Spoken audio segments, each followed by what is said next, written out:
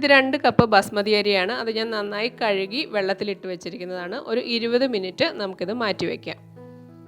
ഇനി ഒരു പാത്രത്തിൽ വെള്ളം തിളപ്പിക്കാനായിട്ട് വയ്ക്കാം. വെള്ളം തിളച്ച് കഴിയുമ്പോൾ അതിലേക്ക് കുറച്ച് ഈ അരി വേവാൻ ആവശ്യമായ ഉപ്പിട്ട് കൊടുക്കാം. ഞാനൊരു ടേബിൾ സ്പൂൺ എണ്ണ കൂടി ഒഴിച്ചു കൊടുത്തിരുന്നു, പക്ഷേ അത് കട്ടായിപ്പോയി. ഇനി നമുക്ക് കുതിർത്ത് മാറ്റി വെച്ചിരുന്ന അരി ഇതിലേക്ക് ഇട്ട് കൊടുക്കാം. ഇനി ഇത് നന്നായി തിളച്ച് വരുന്നത് വരെ നമുക്ക് ഫുൾ ഫ്ലെയിമിൽ വയ്ക്കാം. അതിനുശേഷം ഫ്ലെയിം കുറച്ചിട്ട് നമുക്കിത് വേവിച്ചെടുക്കാം. ഇപ്പോൾ അരി ഓൾമോസ്റ്റ് വേവായിട്ടുണ്ട്.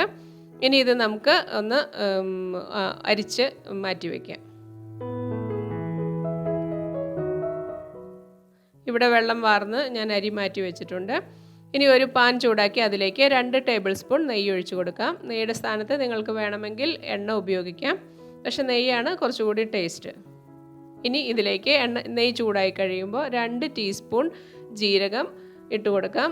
ജീരകം ഒന്ന് പൊട്ടി വന്നതിന് ശേഷം നമുക്ക് ഇതിലേക്ക് നമ്മൾ വാർത്ത് മാറ്റി വെച്ചിരുന്ന ചോറ് ഇതിലേക്ക് ഇട്ട് കൊടുക്കാം. ഞാനിപ്പോൾ ആ ചോറ് മുഴുവൻ ഇതിലേക്ക് ഇട്ട് കൊടുത്തിട്ടുണ്ട്. ഇനി ഇത് നന്നായിട്ടൊന്ന് മിക്സ് ചെയ്തെടുക്കാം.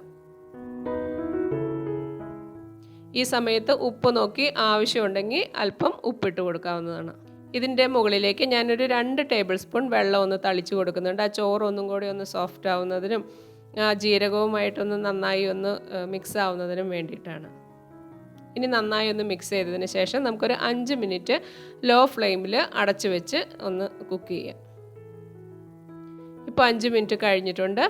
ഇനി നമുക്കിതൊന്ന് നന്നായി ഒന്ന് മിക്സ് ചെയ്ത് കൊടുക്കാം. വളരെ എളുപ്പം ഉണ്ടാക്കാൻ പറ്റുന്ന ഒരു റൈസാണ് ഈ ജീര റൈസ്. എന്തെങ്കിലും ഒരു ദാലോ എന്തെങ്കിലും ഒരു സൈഡ് ഡിഷ് ഉണ്ടെങ്കിൽ നമുക്കിത് കഴിക്കാവുന്നതാണ്. ഇനി കുറച്ച് മല്ലിയില ഇട്ട് കൊടുക്കാം. നിങ്ങളുടെ ഇഷ്ടത്തിനനുസരിച്ച് ഇട്ട് കൊടുക്കാം. ഞാനൊരു കൈ ഫുള്ള് മല്ലിയില ഇട്ട് കൊടുത്തിട്ടുണ്ട്, ചെറുതായി കട്ട് ചെയ്തതിന് ശേഷം. ഇനി നന്നായിട്ടൊന്ന് മിക്സ് ചെയ്ത് നമുക്ക് ഈ ചോറ് ചൂടോടെ തന്നെ കഴിക്കാവുന്നതാണ്.